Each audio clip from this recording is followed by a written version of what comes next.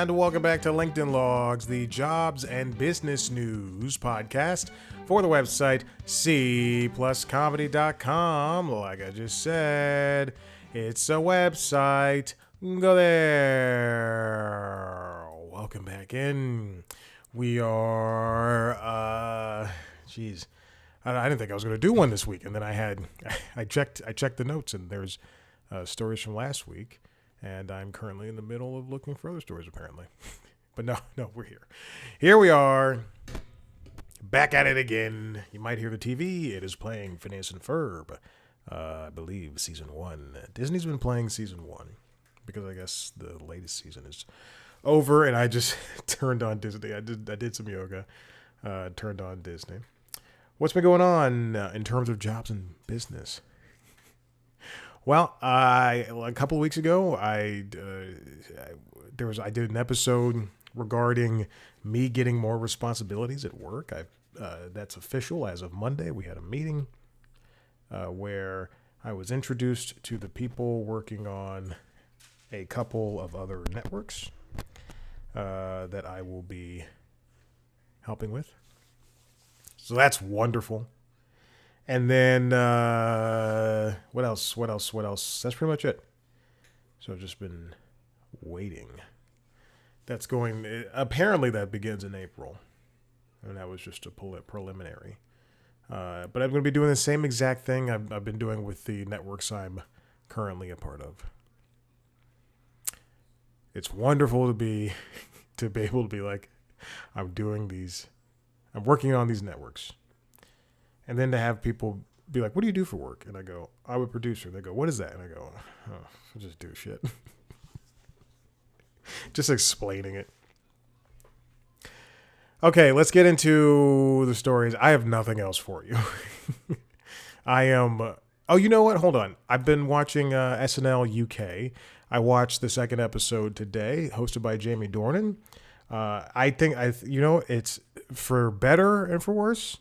For better or for worse, it is SNL, but in the UK. It works when it works, and it doesn't when it doesn't. They're already doing, episode 1, they were already doing very inside baseball UK style jokes. But you know what? I'm enjoying it. And it's just different enough. They use a lot of different camera angles. The lighting is way different. The stage setups are different. You might have heard the air just now kick on. Thank Christ, because it is hot. So yeah, there we go. That's SNL UK. Watch it. It's more SNL. You have to watch it on Peacock, but they do have a YouTube channel now, it was a week late. They should have done a YouTube channel day 1. All right, let's get into this first story. This comes from CNBC, written by Sarah Whitten. Project Hail Mary is the box office proof point Amazon MGM has been waiting for. Now, this is the first movie, I believe, that Amazon Amazon owns MGM Studios, and this is one of the first movies that it has released that has done superbly well. Now, if you don't remember, Amazon purchased MGM in 2023, and then they essentially merged it with Amazon Studios, and then now it's just Amazon MGM, which is something that I probably would have guessed would have happened with Netflix if they were able to buy Warner Brothers. But previous to Project Hail Mary, which grossed $124 million as of reporting in North America thus far. So far in worldwide, I believe it's $300 million. Yes. Prior to that, the highest grossing movies that Amazon MGM released were included in the past. Oh, wow. Okay, so here are the top 10. This is from the Wikipedia. Red 1, The Beekeeper, The Accountant 2, The Boys in the Boat, Air, Challengers, A Working Man. That's two Jason Statham movies. Crime 101, which came out a couple weeks ago, and Mercy, a movie I just watched on Prime Video while I was cycling on Saturday. It's not bad. It's not that bad. I'll tell you that much. It's very interesting. Now, this is important because it needs to.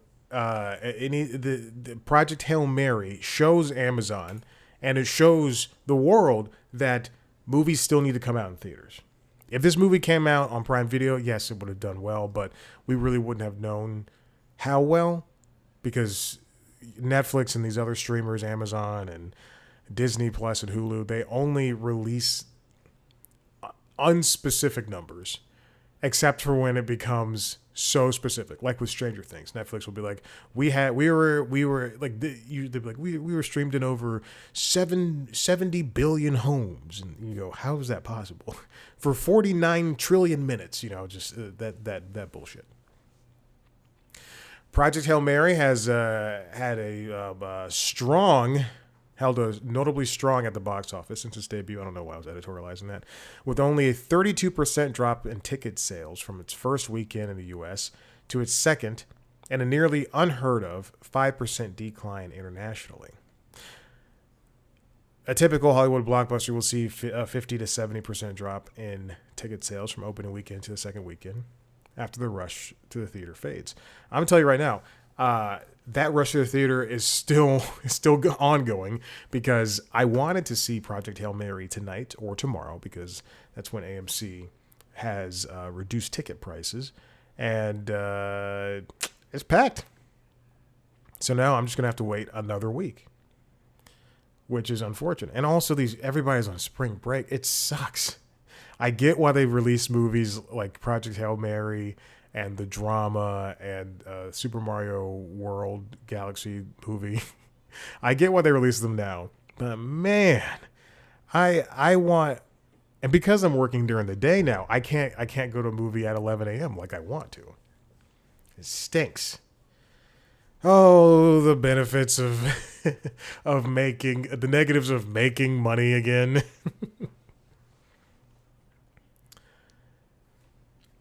Now, if you remember, of course, Amazon purchased MGM for about $1 billion, and they promised to spend about $1 billion each year on theatrical releases, a figure that would fund between 12 and 15 films annually.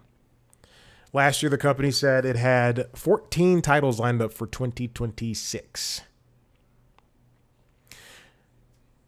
Paramount again has I mentioned this before. If Paramount was able to buy Warner Brothers Discovery, and they said they were committed to releasing about 15 films from each studio, which means Paramount and Warner Brothers, which is so crazy. I mean, just the idea that Paramount canceled CBS Radio, and they were no, they're not going to pay for 30 movies total. The most recent, I'm jumping back up in the article. The most recent union between Walt Disney and 21st Century Fox, first announced in 2017 and finalized in early 2019, resulted in the loss of between 10 to 15 film releases annually. And I don't think that they've been able to even come back up to 10. Other movies that Amazon MGM has coming out include Masters of the Universe, which I believe just released its trailer today. They had a teaser a couple of weeks ago. And The Sheep Detectives, which is a UK comedy starring mostly white people. Even though it's the voices of animals. Even though it's basically a children's movie. I understand. But this is good. We should... you should not want shorter windows. I forgot what Universal said that it was going to do. Universal movie theatrical window. Sorry, they wanted to heighten their theatrical windows, which is good. As of March 2026, Universal said that they wanted to do 5 weekends of theater exclusivity for all of its films. And that was going to increase to 7 weekends. So they did 5. They started doing 5 in like 2020. That was the whole thing, 45 days. And now it's below 45 days. Now it's extending to 45 days. I'll show you my math on that. That comes from Deadline. Oh, wait. It's the wrong one. Yeah, there you go. Okay. I don't know why my calendar is showing. What was that? That was so strange. There you go. Okay, let's move on. This next one, speaking of Paramount, comes from Business Insider, written by James Ferris. David Ellison is calling more Paramount employees back to the office. Here are the details of the Phase 2 RTO push. So many companies are going back to the office. The company my mother works for is going back to the office. Google's going back to the office. Hey, buddy, I'm working. Revving your engine. This morning, I was coming back from the gym. It was like 6:45 or 7 o'clock. And I have this issue with these people at this apartment complex. But there's one young lady in particular who drives a BMW X3, an SUV, which is too big for her. If you're under 6 foot, you don't need to be driving an SUV. And she was speeding down the garage. And I'm driving up slow, and I did check my dash cam video to triple check to see if I was speeding or doing anything, and no. The only thing I was doing was commenting on the song Yamo Be There that just started playing on Yacht Rock Radio. And then she's coming down so fast that she's about to T-bone me, and I stop my car and I put my hands up in a defensive position, and then she does not slow down, and she like speeds past me. She shakes her head like, and I go, and I don't care. I say, don't you shake, my window's up, obviously. I'm like, don't you shake your head at me, you see. And I said the C word. And I say this all the time. If someone hits me in this garage, I'm suing literally every single person. I'm suing the property. I'm suing the person driving. I'm suing the people on the floor. Oh, and I'm going to make so much money. And my car is having engine trouble right now. So if she does that, oh, baby, that thing's getting fixed with all that insurance money. Anyway, this comes from Business Insider. So as of, this is last week. So as of last Thursday, the Phase 2 rollout plan is going to start in 2027. Oh, September 14th, excuse me. And it rolls in 2027. Okay. Employees assigned to U.S. offices outside New York or Los Angeles were told on Thursday that they'd be expected to return to in-person work full-time starting on September 14th. Some full-time remote employees will also be expected to return to office as part of Phase 2 of Phase 2 starting in 2027. Wow. This is from internal documents obtained by Business Insider. This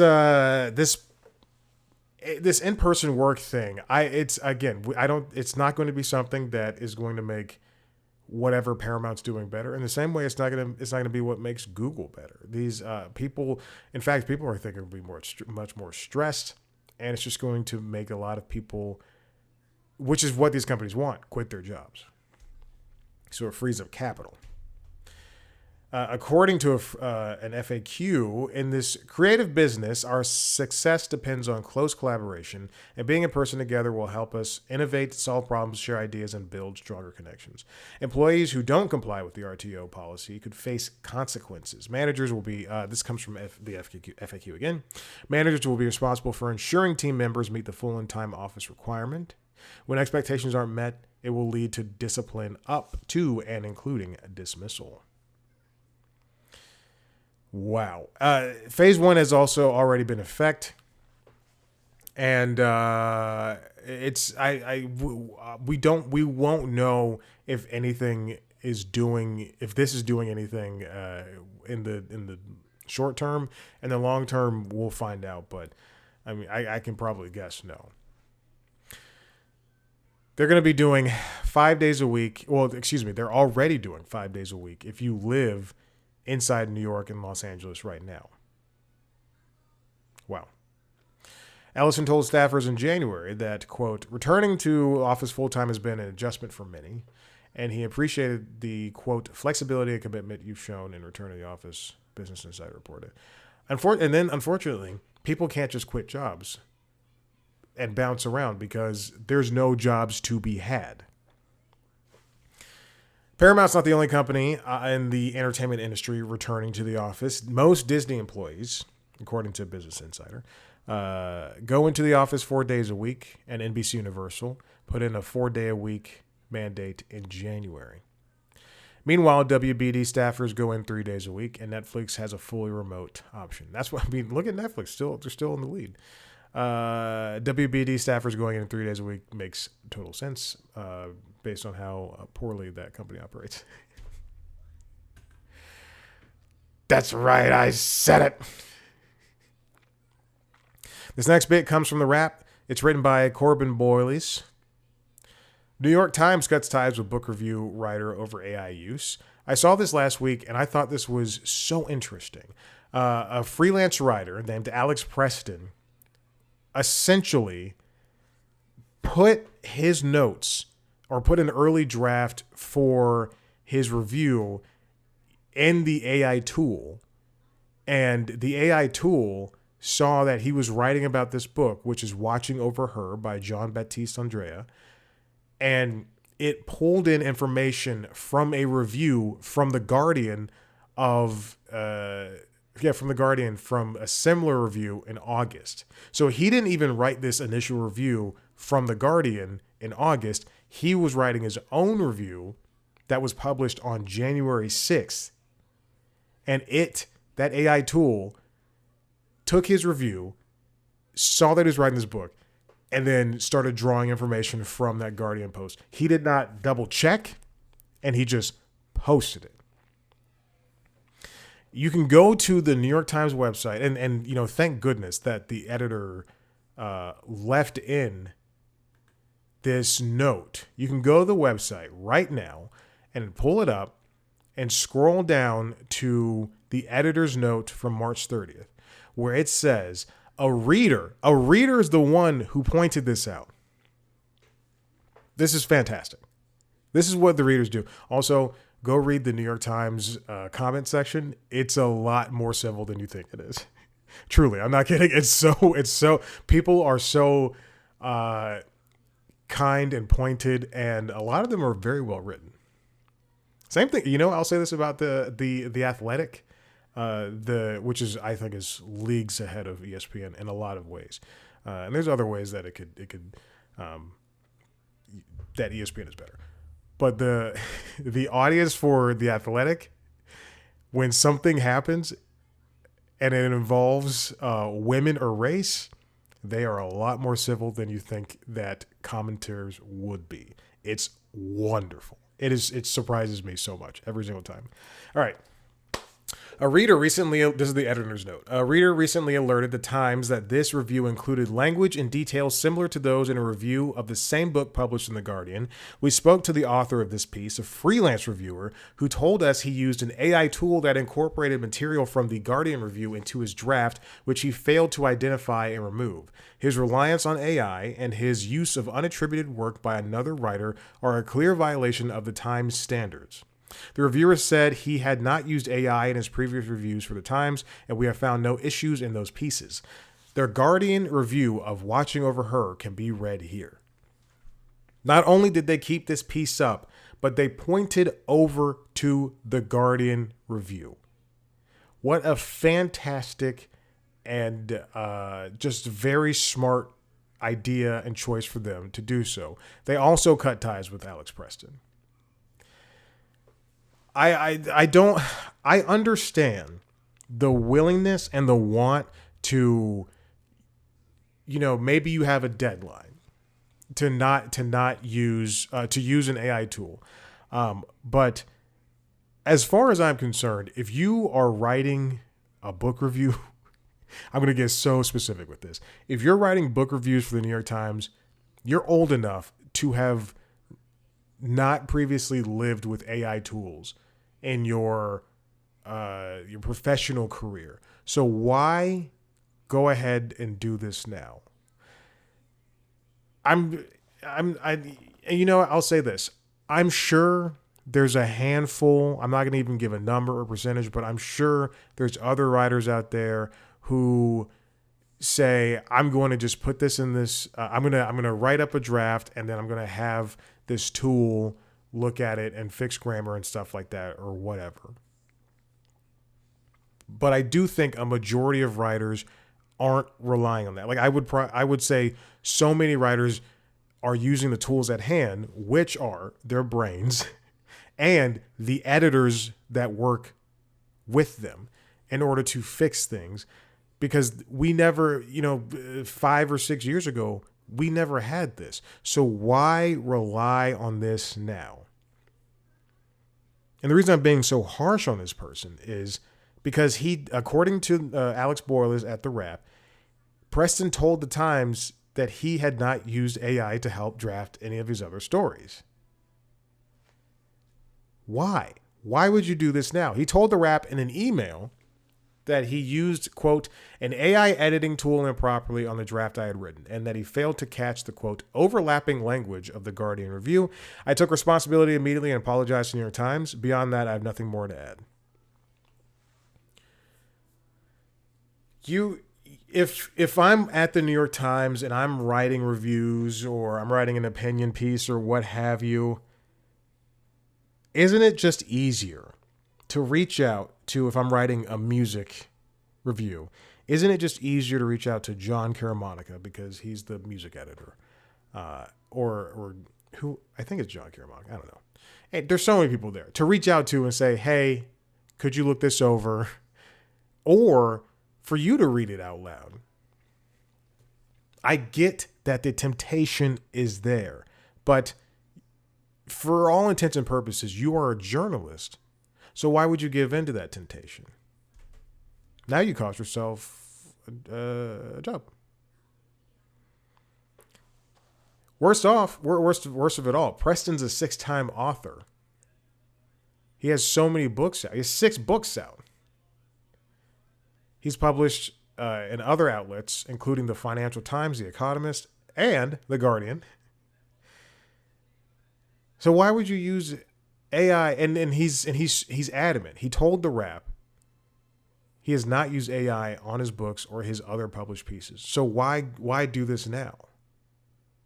Or maybe you're lying. I deleted ChatGPT.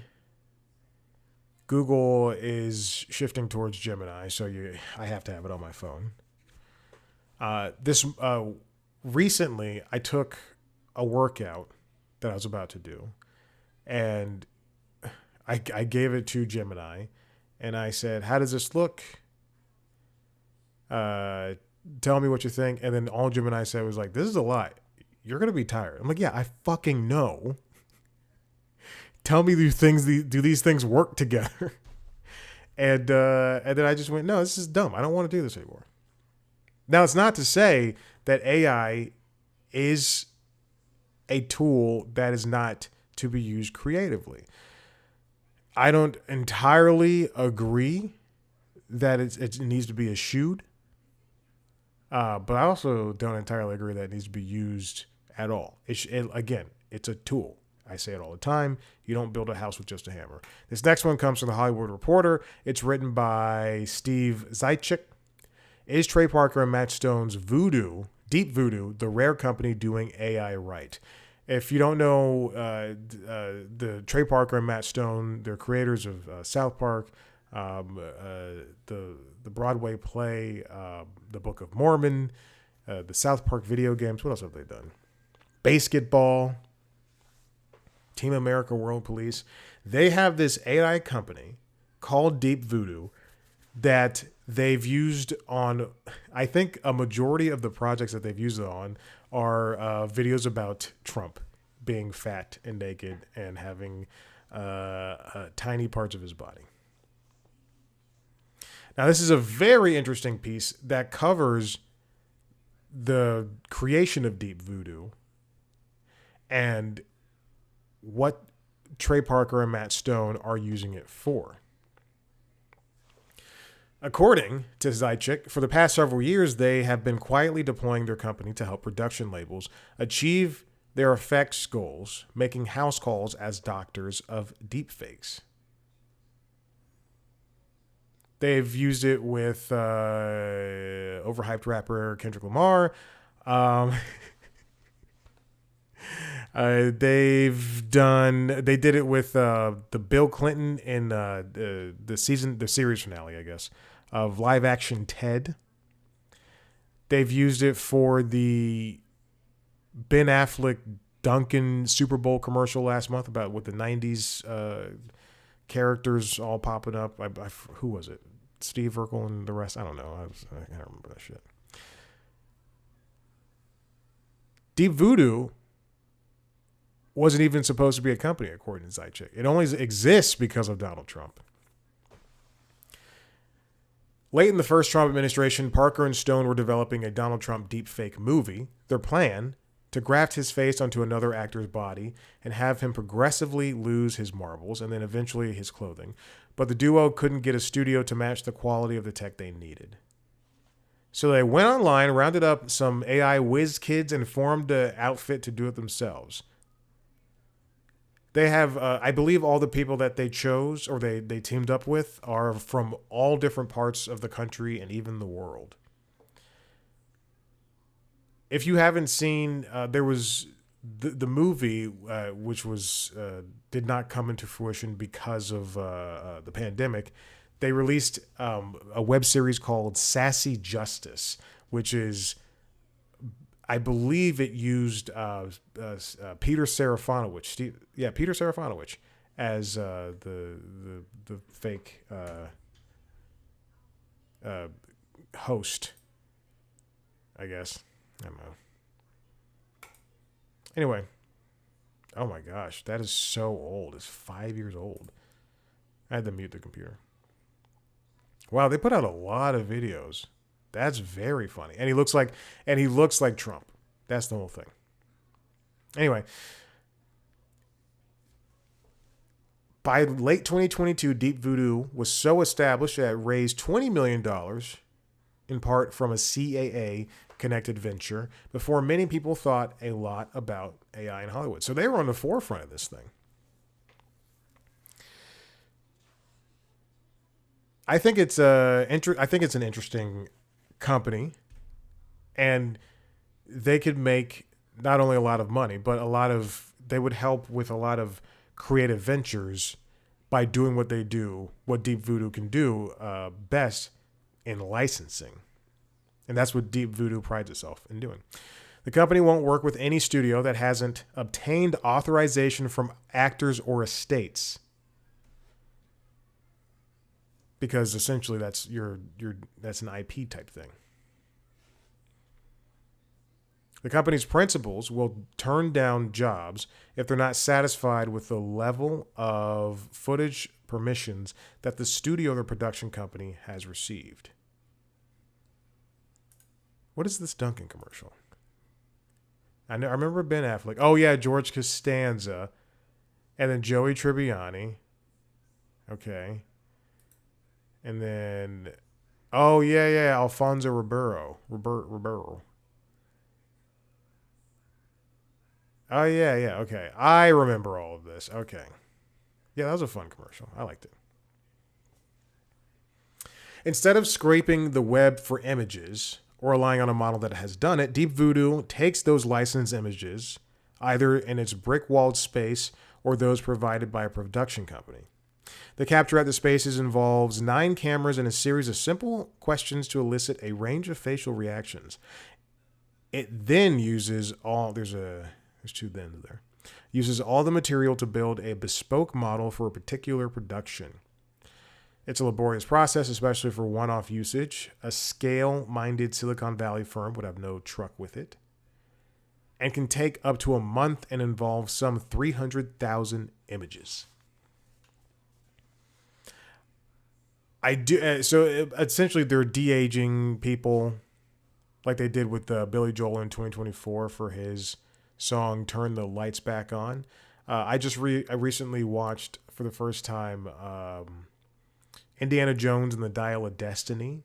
And the first 25 minutes of that movie are Harrison Ford de-aged. So imagine that, more or less, if you're still not having if you're still having trouble getting these things. What's important is the South Park guys note how different the company's MO is from the Tilly Norwood style synthetic approach that has rattled so much from the creative community. Matt Stone says, "We're not doing anything like that. We're not typing in a prompt. It's all capturing actors doing what they do." He adds, and I think this is a very important thesis statement to why Deep Voodoo partially exists. This is a good partial thesis statement, I guess, or mission statement. Yeah, mission statement works better.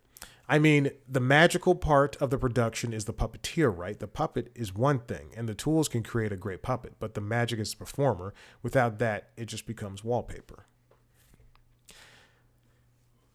The company behind Tilly Norwood, they can say she's a leading actress and she can do this and she can do that, but no one's performing her. It's a computer making things up. Kind of like the finale of the second season finale of Paradise. They introduced an AI thing in the last episode of season 2, and season 3 is going to be the last season. Why are we doing this? Just let them reform society. That's not a spoiler or anything. But Matt Stone is right. It's the actors doing the thing. Now, to some extent, I can see where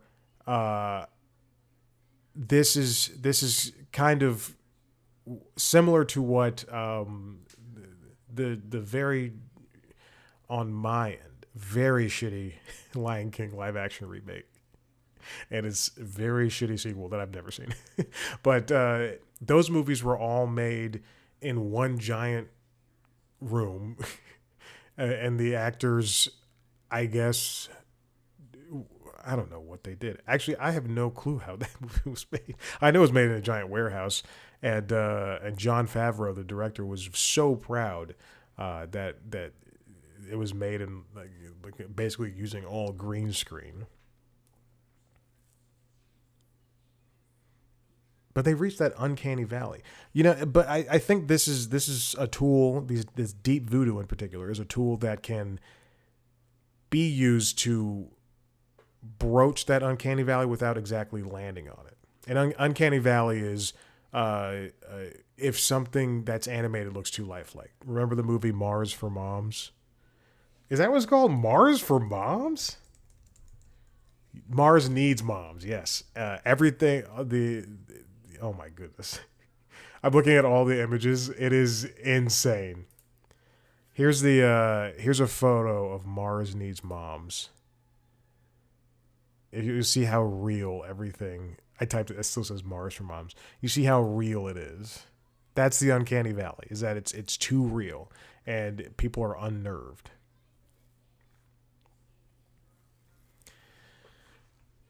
Again, I do think that this is a right step, especially since they're going what is perceived to be the correct routes when it comes to how and why all this is being done. I do think that I lost it. I lost